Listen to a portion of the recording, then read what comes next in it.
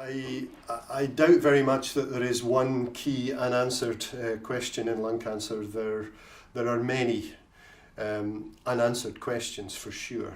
If we go for the obvious issues that are often mentioned at meetings like this, it's what would be considered the unmet need, because we've rightly been extremely enthusiastic about a lot of the targeted therapies that we have for segments of our patients with advanced disease, and depending on whether you subscribe to the belief that immunotherapy is going to be for everyone, so there will be no more need to segment our patients, I don't believe that's going to be the case.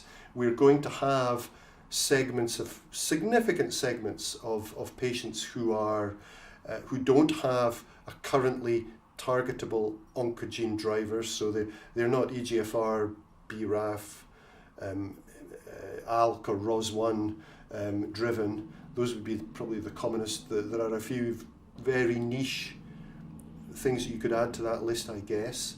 Then you would have the immunotherapy patients. But that still leaves you with a big chunk of patients for whom we don't have a specific target. And, as someone said actually at the meeting this morning, I think it was actually Benjamin Bess again, he said, chemotherapy does work in some of our patients. And one thing is for sure, we're not very good at predicting who are the patients who will benefit most from chemotherapy. We don't have good biomarkers. So if we had good biomarkers to predict likelihood of response for our platinum doublet chemotherapies, that would be something very valuable. In terms of a molecularly defined group of patients, KRAS is the obvious problem that we have. It's our commonest oncogenic driver in the population of patients that we have in the UK and in Western Europe indeed.